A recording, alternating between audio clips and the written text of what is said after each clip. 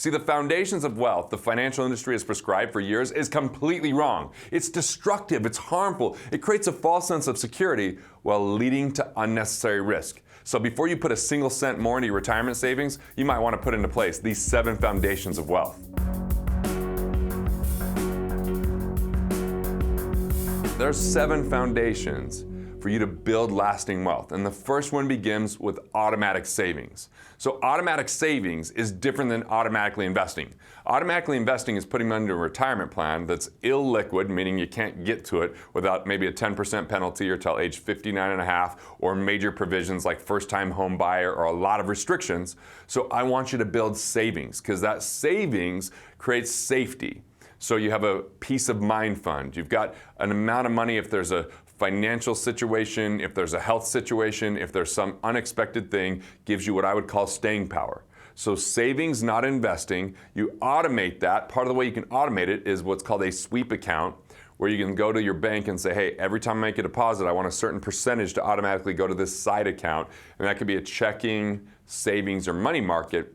Or you can even go to your payroll service and have them do 2 separate deposits. So they could say, okay, this one goes to this account and this one goes to this account on the same paycheck. Now you just want to live off the rest. So you can improve your percentage over time, but if you can just start this habit, I don't care whether it's 1%, I want you to eventually get to 18%, but to get there, I need to help you find the money, but progress over perfection. Okay, the second thing is to protect yourself.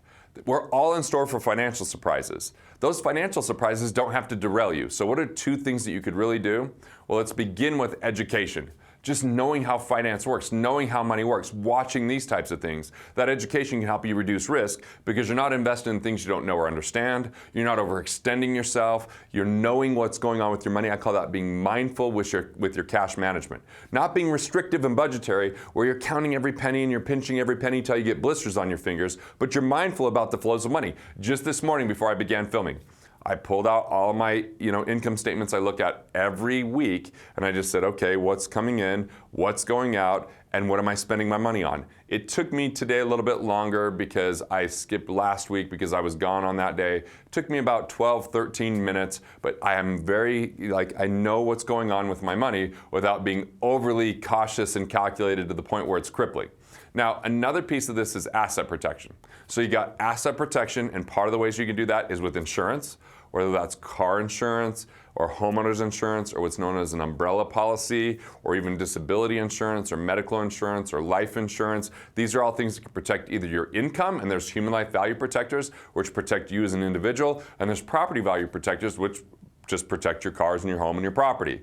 But part of asset protection could be setting up a corporation. It could be setting up an asset protection trust once you have a certain amount of wealth, right? It could be basic estate planning. I look at all of asset protection like creating hurdles. So if someone ever wanted to come after you, they have to jump a bunch of hurdles, which is you don't own anything, but you control everything because of the types of entities that you've picked, or you've got insurances that would be your first line of defense, or you just have enough cash to handle certain things. So that's the second piece. The third piece of these 7 foundations is to invest in yourself. There is no magic product. If there were, we just call an 800 number. It'd always be busy and everybody be buying it all the time because it would just get them wealthy. The magic thing is to invest in yourself, whether that's a daily ritual, whether that's increasing your education, whether that's having masterminds where you get a group of people that stretch you, that you can learn from, and it's listening and reading and watching and taking action because it's that action and application. And so you got to figure out what type of investor you are, what types of things you can do to add more value and make more money. Now, the fourth thing is really game changing. And this is where most retirement planning is going in the opposite direction. I want you to look to create economic independence. That's enough recurring revenue. Some people call that passive income, but I think of passive as it just passing you by. That we have to be mindful about it. We've got to monitor it to maintain it. But recurring revenue is assets that can create cash flow, businesses that can create cash flow without your daily involvement. When that can cover your basic expenses, you're economically independent. So think about this. Most people are taught, save 10% of your income.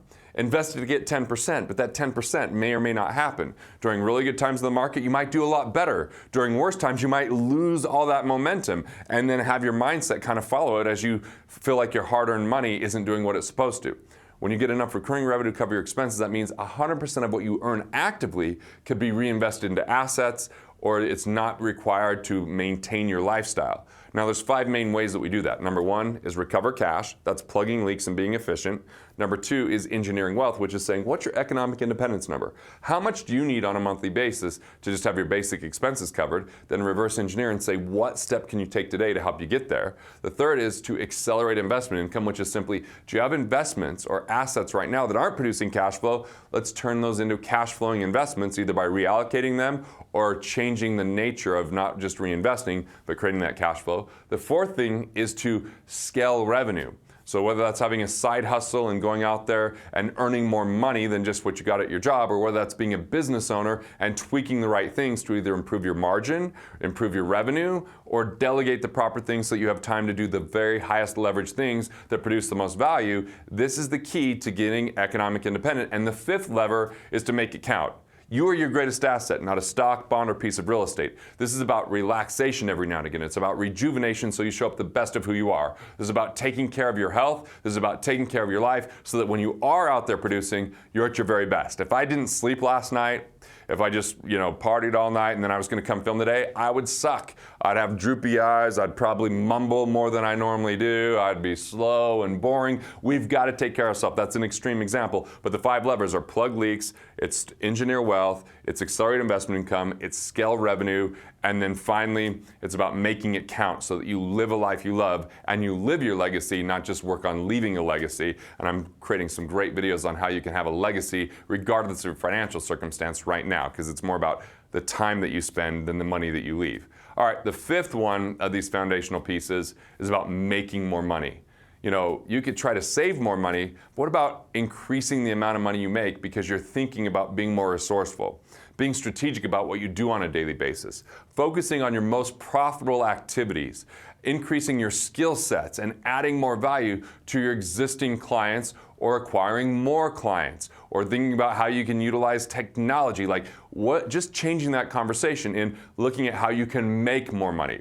Then the sixth thing is, when you're making more money, keep more of that money. This is what I would call the 4 I's. Save on interest because you've structured your loans properly, you've got the right credit score, and your investments, you've figured out if there's any hidden fees or non-performing, drag on that with those fees, or commissions and you eliminate those, or insurance, structuring things properly so you keep more of that money, or even the IRS, are you overpaying on your taxes? We find tons of people are. Now, if you want to find out about your financial strength, and if you've got the right pillars, you can go to wealthfactory.com/strength, and we've created a bit of an exam for you. You can go through and answer it, and it's going to tell you, what part of the spectrum are you? Are you on solid ground? Can you create sustainable wealth? Are you in the right direction? Are there things and mistakes and myths that have you captivated that can be misleading no matter how hard you work? So wealthfactory.com/strength, that's my gift to you. And then finally, in the 7th piece, this is about making more money with your money. This is the 7th piece. And once you've done the first things, now you can say, how can I be a better investor? You can uncover and discover your investor DNA, which is, what are your values? What are your drivers? What are your competencies that you can focus on so you can earn more money instead of just spreading your money thin and a bunch of investments that you don't know anything about. And if you don't know, sit in cash until you find the right opportunities. Look, I've got a lot of videos out there on Investor DNA. You can go to the bundle and you can watch this so you can become a better investor. But the bottom line here is, the foundations of wealth the financial industry has prescribed for years is completely wrong.